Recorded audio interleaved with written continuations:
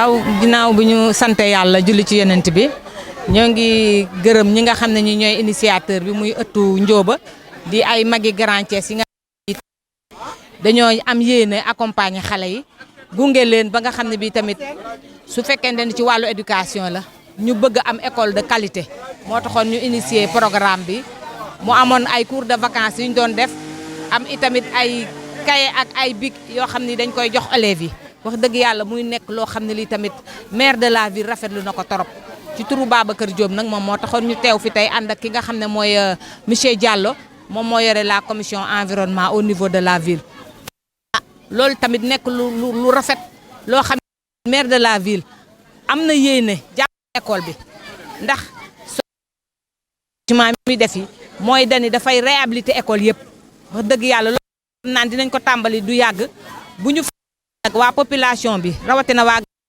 commencé ko wax dëgg yàlla duñ def lu du rafetlu ko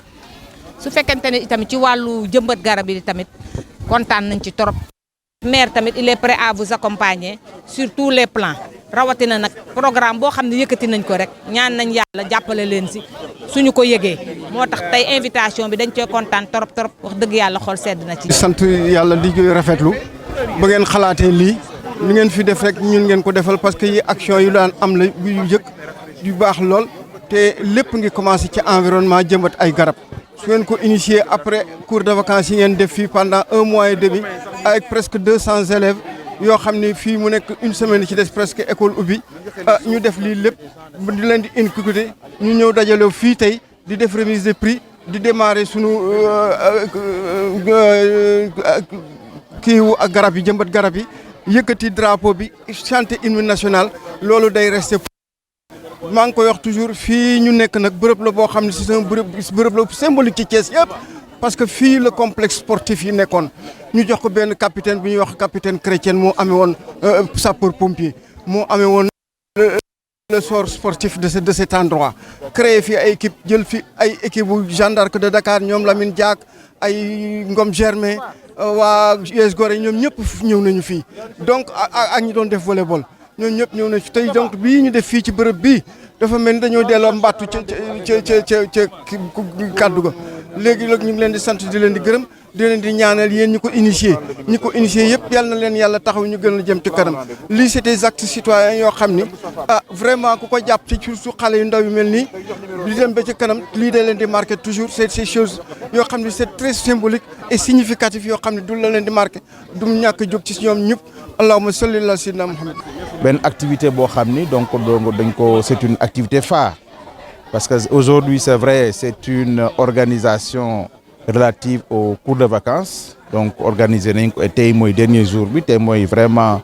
le jour où on va remettre donc les cahiers aux élèves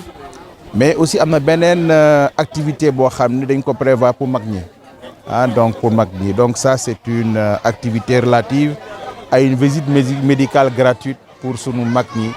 pour sunu papa yi sunu yaay sunu ñi nga xam ni daal vraiment ñi ngi ci quartier bi jëm mag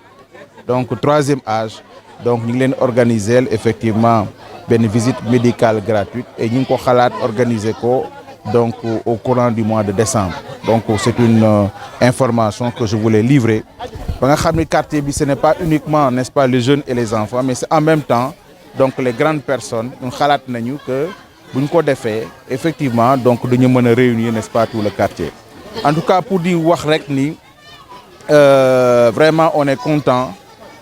parce que si on est aujourd'hui dans cette école là daf ñuy fàttali lu bëri. dëkk Grand Thiès enseignant bokk ci ëttu Njóoba muy benn chance bu ñu yàlla jox di association regroupement boo xam ne ce sont les Grands Thiessois la yàlla may xel ak xalaat ñu taxawal ko boobu ak léegi am na quelques weer biñ koy taxawal nag wax dëgg yàlla boobu temps c'était dans un cadre amical pour partager l'information ci Grand Thiès lépp lu fi xew ñu bokk ko man muy nekk benn famille ñu bokk ko yëg ko waaye bi ñu nee ba ci bi gis nañ ne fa mu egg ëpp na suñu njort ndax dem nañu bi ñu gis ne y avait une adhésion massive de tous les Grands Thiessois je dis même ñoo xam ne ñu ngi ci les quartiers environnants ñoo bëgg ci bokk ci biir ñu xalaat ne donc jar nañu taxaw ci jéem ko organiser c'est ainsi que ñu jéem a créer dans un premier temps des commissions def ay pàcc yoo xam ne dañ koy jox commission bu nekk ñu mën see taxaw pour liggéey ci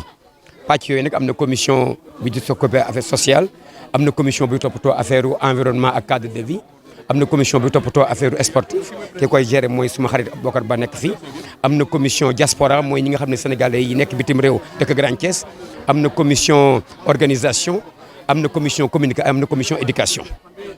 bee passé suñu première activité bu ñu mënee c'est avec la commission sportive je pense que suñu xarit Bokar dina si ñëwaat léegi mu def benn réussite boo xam ne ak une adhésion massive des Grands Thiessois ba tax ñun ñu am encore xalaat ak am yéene continuer. acte bi si toppaat mooy ba activité commission éducation muy suñu commission am nañu plusieurs activités yu mettre d'abord prévoir ko mais bi ñu commencé mooy cours de vacances yi bi ñu koy commencé notre ambition était quoi de pouvoir prendre en charge les enfants du quartier jël un petit nombre jëm leen encadrer pour montrer que on a démarré l'activité d'encadrement des enfants on a démarré ça après la randonnée c'est-à-dire que le 5 septembre mais à notre grande surprise bi ñu commencé le premier jour on a eu un rush. C'est-à-dire on a vu que les parents sont venus massivement demander à ce que leurs enfants soient inscrits. On a vu les élèves même venir demander à être inscrits, à être dans les cours de vacances. Et tout cela n'a été possible que grâce à aussi une équipe très dévouée d'enseignants qui dès le départ se sont appropriés cette affaire pour dire que ñun ñoo moom Grand Thiès ñun suñu doom lañ koy defal ñu ne koy jël si biir. À la tête de cette équipe, il y a Aziz Bakia, enseignant, accompagné de Amar, de Ada. On a un total, un groupe de 7 enseignants dévoués et qui ont assuré les cours en permanence du matin au soir. Donc cela montre que donc, ça a été une réussite parce qu'on a eu au total un effectif qui tourne autour de 150 élèves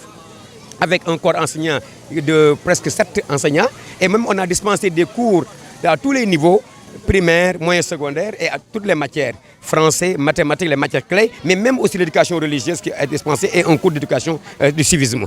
Mais c'est une fierté. Mais aussi tout cela, vous possibilez aussi d'abord, il y a l'engouement et le dynamisme des membres du panel et des Grands Thiessois, mais aussi il y a les autorités de l'école qui nous ont aidés. Le directeur de l'école, quand on l'a contacté, il nous a dit, vous le faites pour moi. Cette école-là, moi, la gouvernance, je veux vous la confier. Et comme quand vous venez vers moi, c'était à moi de venir vers vous, donc c'est pour moi et il nous a aidés. Il a mis à notre disposition des salles de classe qui a été très très dynamique, qui a pas à l'encadrement et qui nous a permis d'arriver à ces résultats-là.